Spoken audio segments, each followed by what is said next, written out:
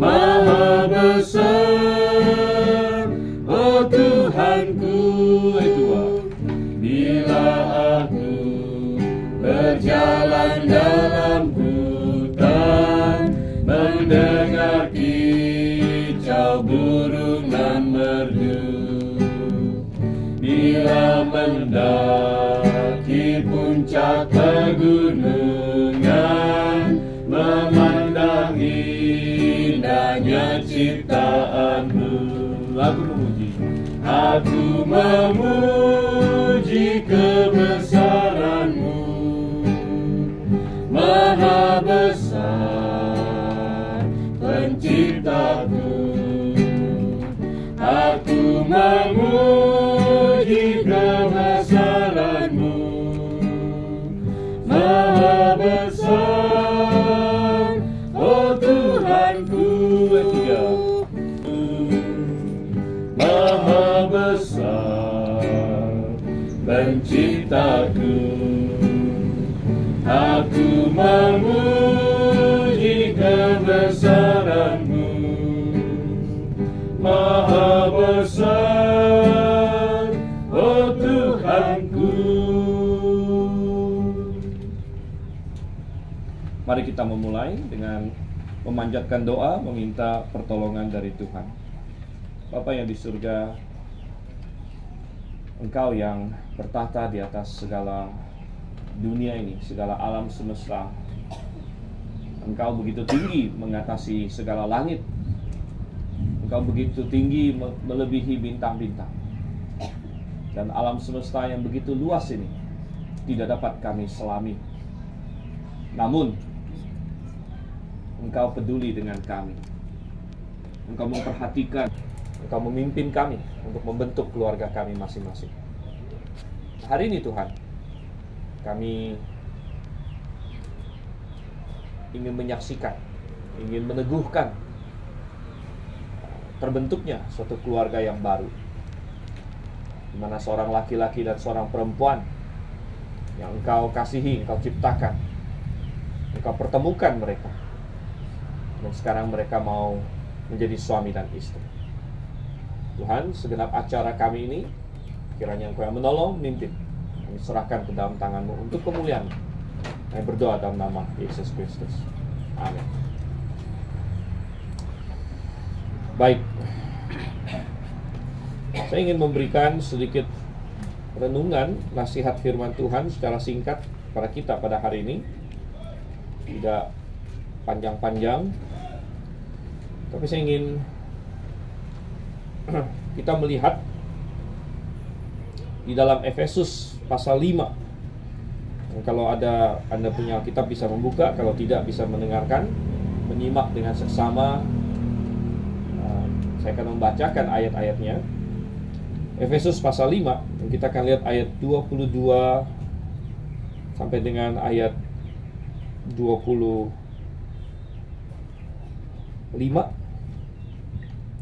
Dan kemudian kita akan lihat ayat 31 sampai ayat yang ke-33. Demikian firman Tuhan mengenai pernikahan. Hai istri, tunduklah kepada suamimu seperti kepada Tuhan. Karena suami adalah kepala istri, sama seperti Kristus adalah kepala jemaat. Dialah yang menyelamatkan tubuh. Karena itu, sebagaimana jemaat tunduk kepada Kristus, demikian jugalah istri kepada suami dalam segala sesuatu.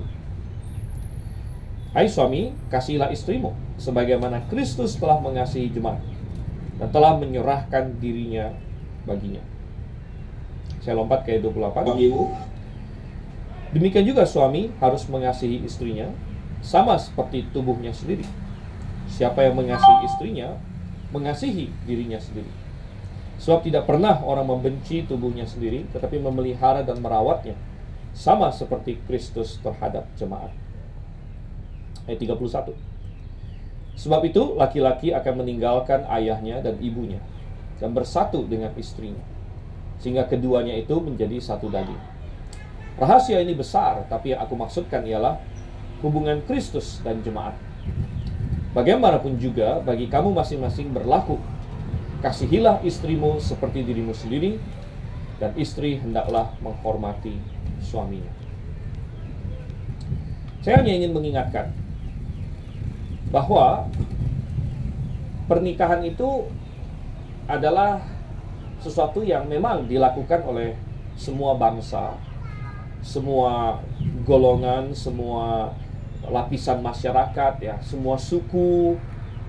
Anda pergi dari kutub selatan sampai kutub utara, Anda pergi dari Asia ke Amerika, ke Eropa, ke Afrika, semua benua, di dalamnya semua ada pernikahan. Ya, semuanya ada pernikahan. Dan ada berbagai variasi pernikahan, ada berbagai upacara, berbagai adat, berbagai macam-macam lah, ya, lokasi segala macam.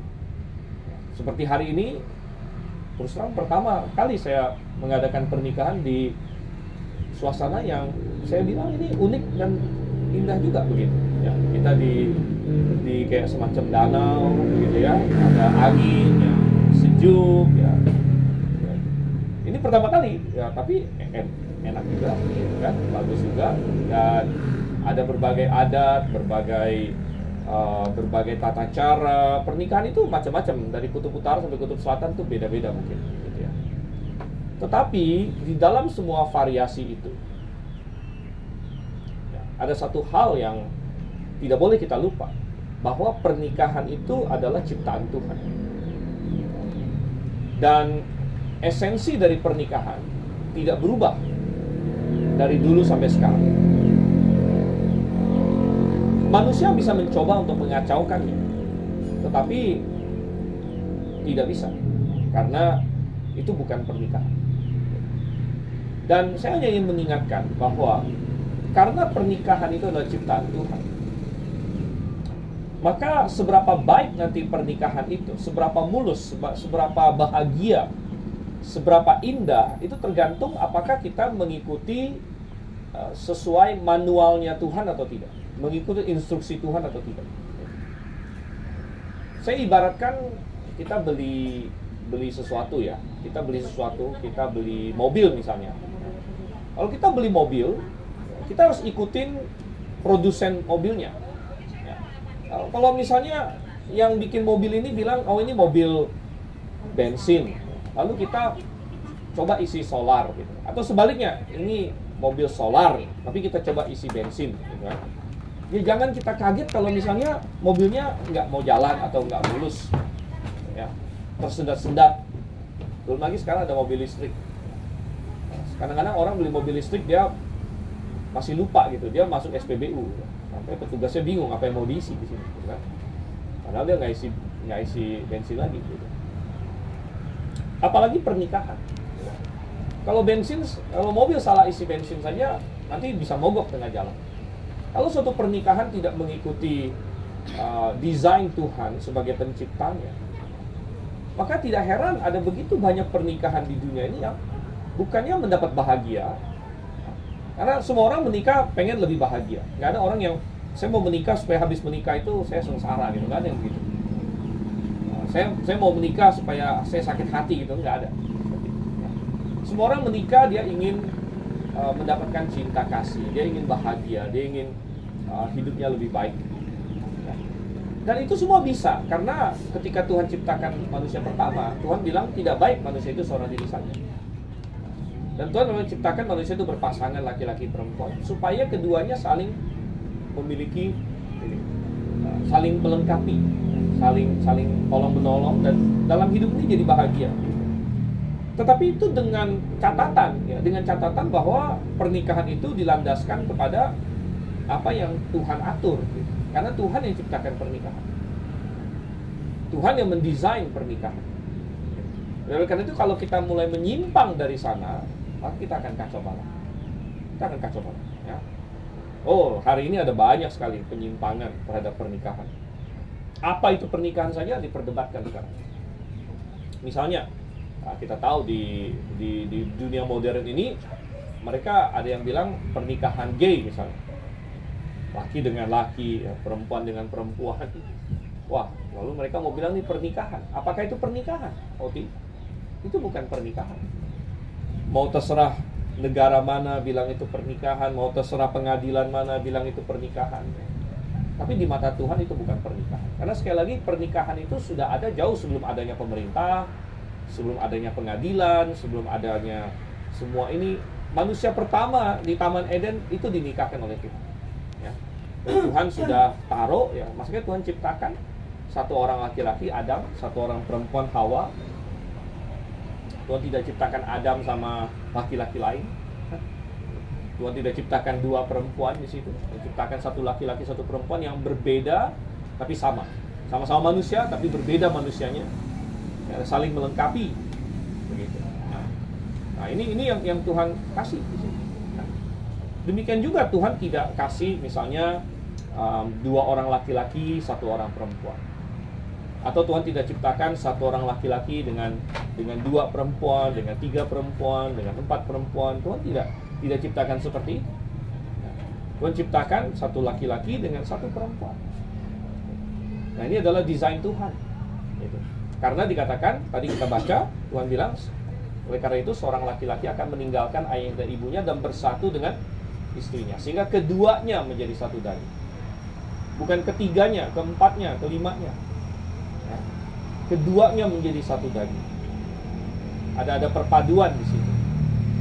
Yang ketika ini dilanggar, ya, ada orang yang dalam pernikahannya lalu ada laki-laki lain, ada perempuan lain, ya, baik resmi, baik tidak resmi, ya, tapi ada yang lain lagi. Begitu.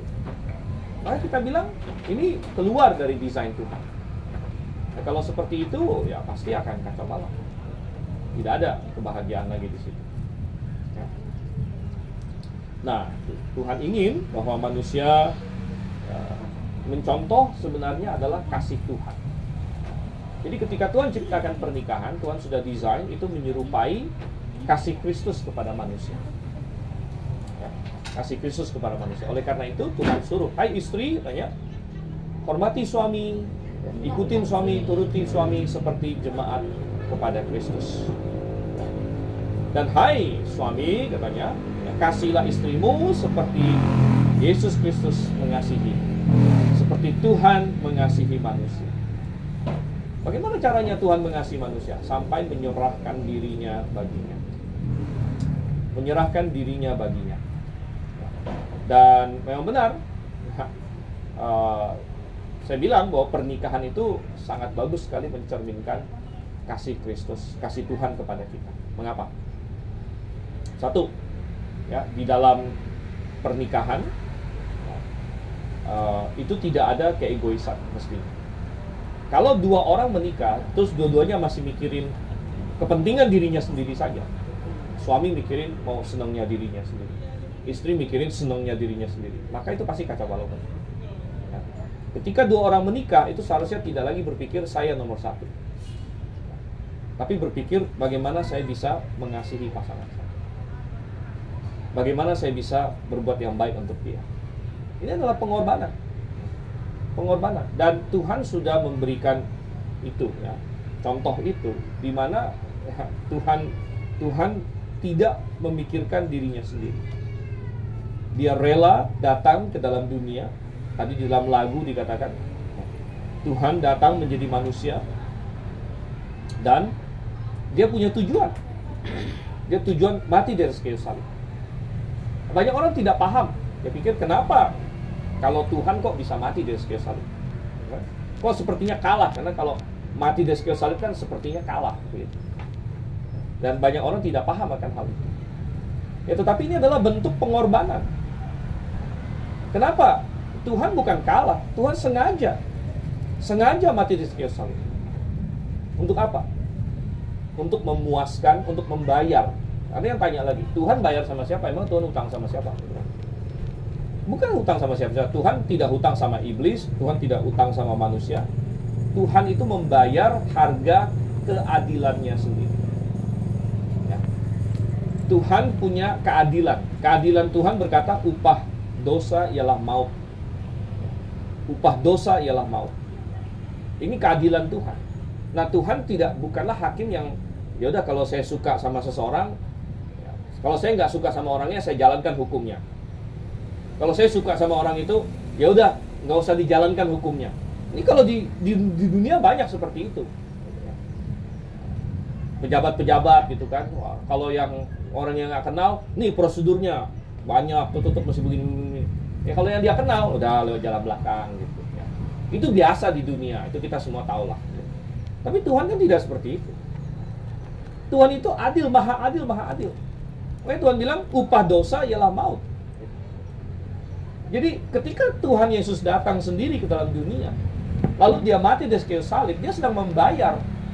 Namanya orang tidak paham, bayar apa gitu, bayar sama siapa. Ada yang salah jelasin, dia bilang Tuhan bayar sama iblis. Enggak, mana ada Tuhan hutang sama iblis? Tuhan enggak hutang sama iblis gitu.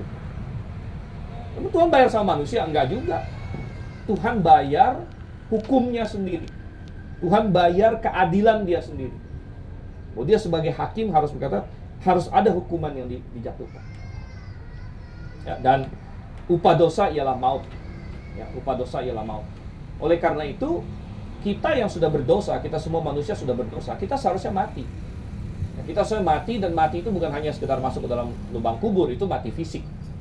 Ada mati yang lebih parah lagi, yaitu mati dalam kekekalan. Mati dalam kekekalan, itu di dalam neraka. Nah, upah dosa ialah maut di situ. Dan Tuhan begitu mengasihi manusia. Ya, dia bilang, oke, kalau manusia dibiarin sendiri pasti binasa. Karena ada orang berpikir gini, oh saya bisa masuk surga dengan cara saya berbuat baik. Saya cukup beramal, saya cukup beribadah, saya cukup sumbang-sumbang barang ke orang segala macam. Kan itu perbuatan baik. Oke lah, itu lumayan baik. Tapi perbuatan baik kita tidak meniadakan dosa.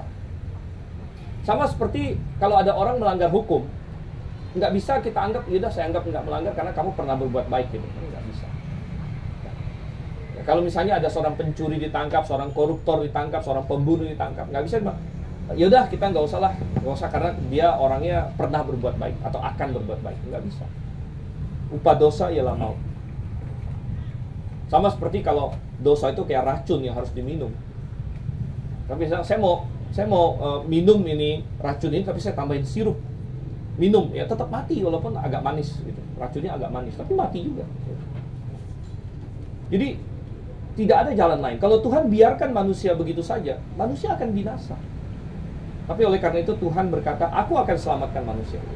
Aku akan mengorbankan diriku. Karena tidak ada yang nggak berdosa, harus Tuhan sendiri. Tuhan sendiri yang akhirnya datang. Dan kemudian dia mati di kayu salib. Dia menjadi manusia, dia mati di kayu salib. Dia mati dalam kemanusiaannya tentunya. Tuhan tidak bisa mati. Tapi dalam kemanusiaannya dia mati. Dia mengalami maut. Ya. Dia bangkit kembali untuk membuktikan siapa dirinya. Nah, dia bangkit kembali dan dia mau menyelamatkan kita. Jadi itu adalah kasih Tuhan. Ya. Tapi kemudian kasih ini kasih yang tidak dipaksakan. Kasih ini bukan kasih yang dipaksakan, ya. Tapi kasih yang ditawarkan. Nah ini sangat cocok sekali dengan pernikahan. Saya ada konseling sekian lama ya sama Andreas Marintan ya. Nah, saya melihat sendiri, wah Andreas ini lumayan gigih dia bekerjanya. Sampai saya dengar nanti abis ini mau langsung pergi kerja lagi gitu. Bener jadi ya? Hah? Oh nggak jadi, udah dikasih pre. Oh ya, bagus lah. Saya pikir gila juga ini apa? Supervisornya nggak kasih ini. Tapi udah siap itu. Kalau nggak dikasih pun udah siap, habis ini langsung cabut gitu kan. Nah, saya tahu dia kerja keras ya kan, kerja keras. Ya, suatu pengorbanan. Ya. Suatu pengorbanan. Ya. Banyak suami-suami yang kerja keras. Kerja keras, dia banting tulang ya. Untuk apa? Untuk keluarga. Nah, saya pernah bilang sama Andreas kan, ini Alkitab bilang suami harus mengasihi istri seperti Kristus. Berarti siap berkorban. Kristus mati untuk ini manusia ya. Kristus mati untuk manusia. Apakah Andreas perlu mati untuk Marintan? Kayaknya kita kan bukan di film gitu. Kalau ada di film tiba-tiba orang jahat datang gitu kan. Wah dia mau tembak istri kamu yang ke depan gitu. Wah kamu kena tembak. mati untuk istri. Pasang badan. Itu di film. Di kehidupan nyata itu jarang seperti itu. Nggak ada. Ya, saya nggak bilang, ya mungkin sekian persen lah. Ya, orang yang mengalami begitu itu 1.000.000 ada 1 mungkin. Ya. Nggak ada. Tapi gini, berkorban untuk keluarga itu tidak harus dalam pengertian pasang badan mati gitu. Bahkan dalam hidup kita, ya, seorang laki-laki, seorang suami, misalnya dia kerja, dia berkeringat, dia mengeluarkan tenaga untuk apa? Untuk membiayai keluarganya, untuk istri, untuk anak-anaknya, segala macam. Itu kan pengorbanan. Gitu. Kalau seorang laki-laki tidak punya keluarga, ya semua yang dia miliki ya dia habiskan, dia foya-foya, dia ngapain segala macam gitu kan. Ya, tapi kalau misalnya dia punya keluarga, ya dia bekerja untuk keluarganya. Untuk keluarganya itu adalah suatu pengorbanan. Gitu. Nah, ya, tetapi makanya saya bilang ini mirip dengan kasih Kristus karena ini kemudian ditawarkan. Gitu. Ditawarkan. Ya, saya yakin ya, mereka berdua ini bukan dipaksa. Andreas tidak bilang sama Marintan, kamu harus menikah saya, kalau tidak gitu kan saya bunuh kamu atau apa. Enggak seperti itu gitu ya. Nah, ini kan ditawarkan gitu. Mau nggak ya? Mau nggak menerima cinta saya? Andreas bisa saja sangat cinta Marintan, tapi kalau Marintan menolak ya nggak bisa juga ada hari ini gitu kan, nggak bisa juga ada hari ini. Dan kalau Marintan menolak tapi ada konsekuensinya ya pengorbanan Andreas bagi dia, ya dia nggak bisa nikmati juga. Itu sama dengan Yesus Kristus. Yesus Kristus mengasihi manusia. Ya, manusia akan binasa. Yesus Kristus berkata, saya membayar harganya dengan darahku sendiri. Bayar harganya supaya manusia bisa selamat. Tapi kasih itu ditawarkan. Kasih itu ditawarkan. Tuhan bilang, oke, semua yang letih, lesu dan beban berat datang kepadaku. Semua yang selama ini mencoba untuk masuk surga dengan kekuatan dia sendiri. Saya harus cukup baik untuk masuk surga. Saya harus berbuat amal sekian banyak masuk surga. Saya harus begini masuk surga. Suatu saat kita akan sadar bahwa itu semua nggak bisa gitu. Kita nggak bisa masuk surga dengan kekuatan kita sendiri. Lalu kita letih lesu dan beban berat. Yesus berkata, marilah kepadaku. Ya. Yang kamu tidak bisa lakukan dengan kekuatanmu sendiri, aku sudah lakukan. Aku sudah bayar untuk kamu. Hanya kamu perlu bertobat dari jalan kamu dan percaya kepadaku. Itu adalah penerimaan akan kasih Tuhan. Penerimaan akan kasih Tuhan. Dan maka kalau orang yang menerima seperti itu, maka dia akan menikmati kasih Tuhan. Dia menjadi orang yang diselamatkan, dia menjadi orang yang lahir baru. Nah, pernikahan ini sangat mencerminkan itu. Ya. Ada seorang laki-laki yang siap memimpin, ya, siap berjuang untuk keluarganya, ya kan? Menawarkan kasihnya. Oke, saya mengasihi kamu. Ada seorang perempuan yang menerima, gitu kan? Yang menerima, yang berkata, aku siap untuk mendukung kamu. Aku siap untuk menjadi istri yang baik. Ya. Aku siap untuk ya kita sama-sama satu tim. Ya. Jadi hidup ini tidak lagi kita berjuang sendiri, tapi kita berjuang berdua. Saya akan dukung kamu. Kita bangun keluarga ini. Ya. Nanti kalau misalnya Tuhan karuniakan anak, maka kita akan besarkan. Saya sebagai seorang ibu, kita akan besarkan anak-anak kita. Untuk menjadi orang-orang yang berguna di masyarakat, orang-orang yang mengenal Tuhan dan mengasihi Tuhan, mengasihi sesamanya. Ya. Nah, jadi ya ini adalah suatu penerimaan di sini. Dan tentu kita berlaku sebagaimana Tuhan inginkan. Ya. Karena ingat terus bahwa dalam hidup ini kita mencerminkan kasih Tuhan. Oke. Paham ya? Paham? Baik, tentunya ini bukan hanya bagi yang menikah, tapi bagi kita semua. Ada yang saya lihat ada yang belum menikah, ada yang sudah menikah juga, gitu kan? Ada yang muda-muda dan lain sebagainya. Ya. Ini renungan yang perlu kita pahami, gitu ya. Nah, perlu kita pahami dan kasih Tuhan tetap ditawarkan kepada kita semua. Oke, mari kita berdoa dulu. Terima kasih Tuhan untuk kasih-Mu. Kiranya firman-Mu mengingatkan baik Andreas, Marintan maupun kami semua Tuhan dalam situasi hidup kami masing-masing bahwa Engkau mengasihi kami dan kami perlu menerima kasih-Mu itu. Ya, kalau tidak, kami tidak mendapatkan manfaatnya. Ya, Tuhan, Kau tolong terutama agar yang mau menikah dua orang ini mereka bisa mengamalkan nanti kasih-Mu di dalam hidup mereka. Kami berdoa dalam nama Yesus Kristus. Amin. Oke, kita akan lanjut lagi kepada acara kita selanjutnya, yaitu kita ingin mendengarkan janji setia dari kedua mempelai. Nah, ini adalah inti dari acara kita pada hari ini ya. Oke, ada mic ya. Ini tadi sudah dites belum? Tes ya. Oke, baik. Silakan dipegang. Saya dulu. Ya, laki-laki dulu. Kalau yang perempuan dulu, iya, nanti yang laki-laki enggak kan ini. Wah, ini siapa yang mau siapa? Yang laki-laki dulu. Saya akan tanya. Oke ya, saya tanya ya. Nanti tinggal jawab ya berjanji atau tidak. Oke. Baik. Dan saya berbicara sekarang kepada Saudara Andreas ya. Saudara Andreas, apakah Anda pada hari ini di hadapan Tuhan dan di hadapan kita semua yang hadir sebagai saksi berjanji dan bersedia untuk mengambil Marintan Boru Sinaga sebagai istri Anda yang sah, dan Anda berjanji dan bersedia akan mengasihi dan melindungi dia seumur hidup ya, sampai maut memisahkan, baik itu di dalam suka maupun duka, di dalam sehat maupun sakit, di dalam kaya maupun miskin, dan akan menjadi suami yang baik baginya sampai maut memisahkan. Apa jawabannya? Saya siap dan bersedia. Oke, kita semua sudah dengar ya. Oke, silakan mikrofonnya dikasih kepada mempelai perempuan.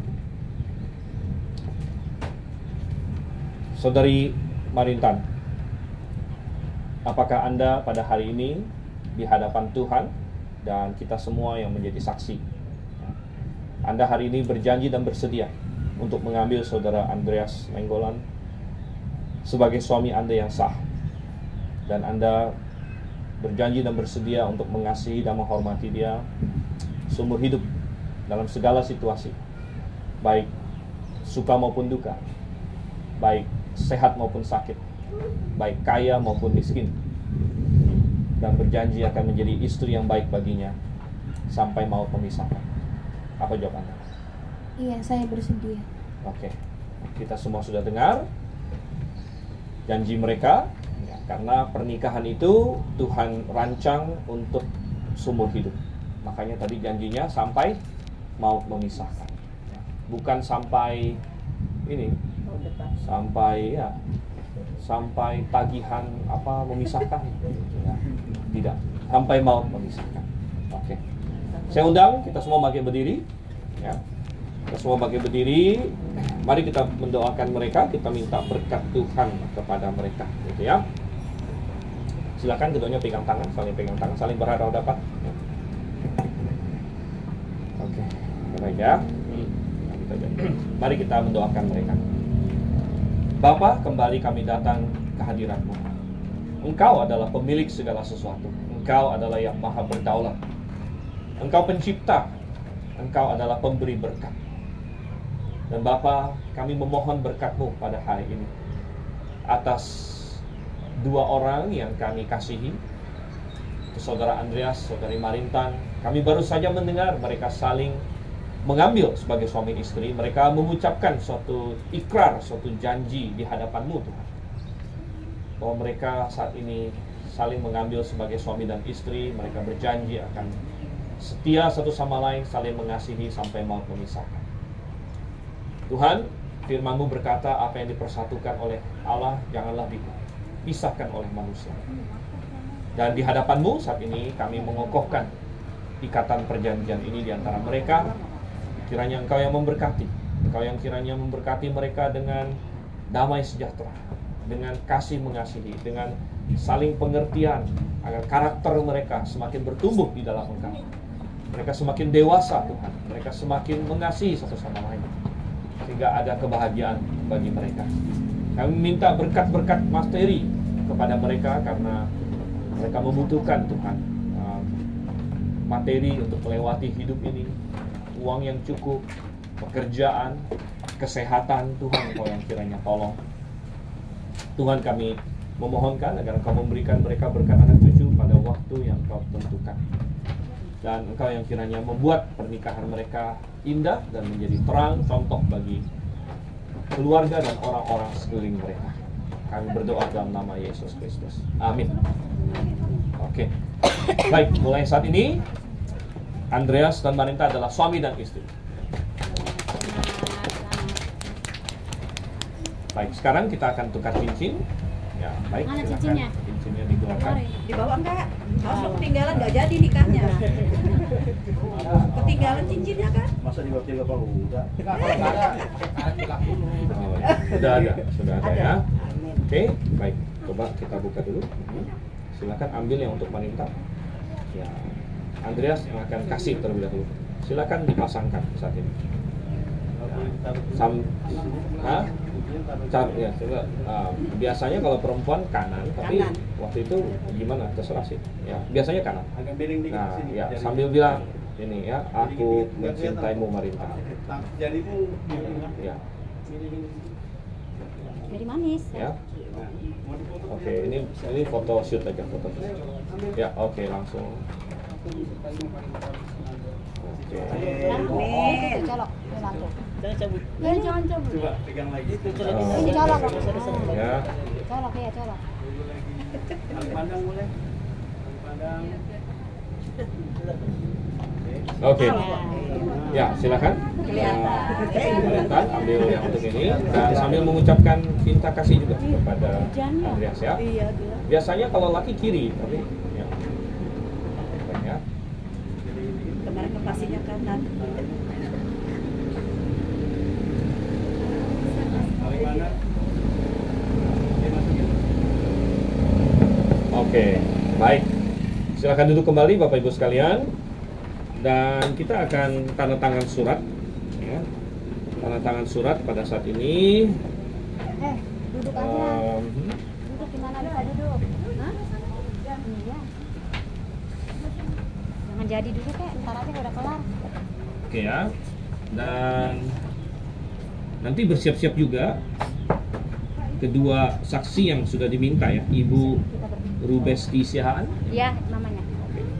Kemudian Rosmawati Sihaan. Baik. Tapi sebelumnya tentu yang tanda tangan adalah pengantin dulu. Ya, pengantin dulu. Kita ada bawa pen nggak? Nggak bawa pen ya? Oke. Nih, pen sekali. Oke. Ya, silakan. Tanda tangan ya, yang kena foto sedikit ya. Jangan terlalu nunduk banget dong. Biar kelihatan mudahnya. Oke, silakan.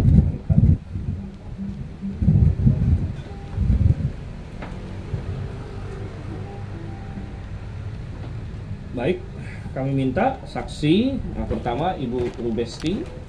Silakan ya. Tanda tangan di sini.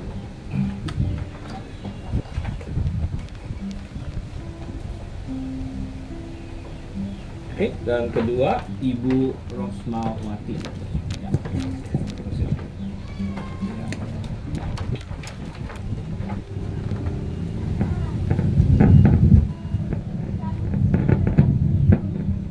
Oke, baik. Terima kasih.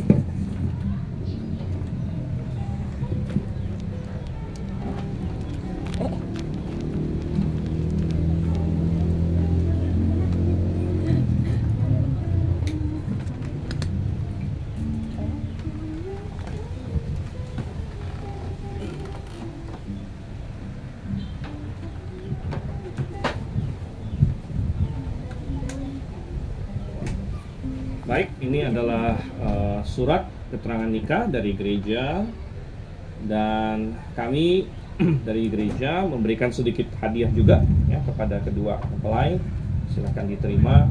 Berdiri, Ya, berdiri dulu deh. Ya, berdiri dulu.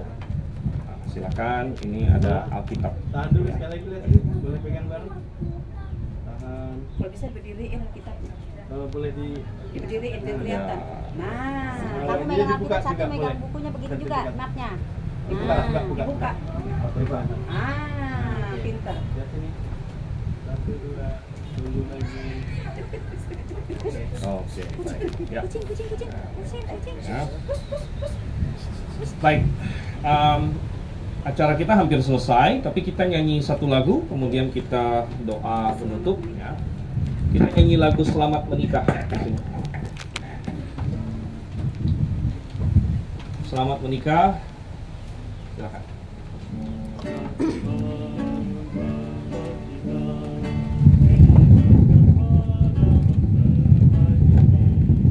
Kita semua bergembira dalam Tuhan merayakan nikah. Dua insan satu padu, sehati menempuh hidup baru. Kita gembira puji Tuhan, ucapkan selamat pernikahan. Semoga Tuhan Bapa kita beri berkat pada mempelai ini, hidup rukun sepanjang hidup, saling mengasihi menghormati. Allah Bapa beri lindungan, pertolongan serta penghiburan. Kita gembira puji Tuhan, ucapkan selamat pernikahan. Semoga Tuhan Bapa kita beri berkat pada mempelai ini. Ayat 3. Berkat Tuhan dicurahkan, anugerahnya selalu dilimpahkan. Hidup suci dan berbakti, rajin bersaksi dan melayani.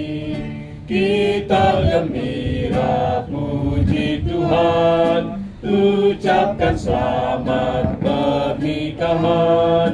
Semoga Tuhan Bapa kita beri berkat pada mempelai ini. Baik. Kita akan menutup dengan doa sekali lagi. Mari kita bersatu dalam doa. Ya Bapa yang di sorga, terima kasih Engkau sudah memimpin acara kami, dan dengan senang hati kami yang hadir telah menjadi saksi atas persatuan dan pernikahan Andreas dan Marita. Tuhan, Engkau yang menolong mereka dan juga menolong kami semua yang hadir, dan sebentar kami ada sedikit ramah-tamah Tuhan, menikmati makanan yang telah Engkau berkatkan kepada kami. Engkau yang kiranya menolong kami semua. Sekali lagi kami mengucap syukur atas semua ini. Engkau pimpin pernikahan mereka mulai sekarang sampai akhir hidup mereka. Kami berdoa dalam nama Yesus Kristus. Amin. Baik, terima kasih pada Bapak Ibu sekalian semua. Kebaktian pernikahan kita sampai di sini, dan acara selanjutnya kami serahkan kembali kepada keluarga atau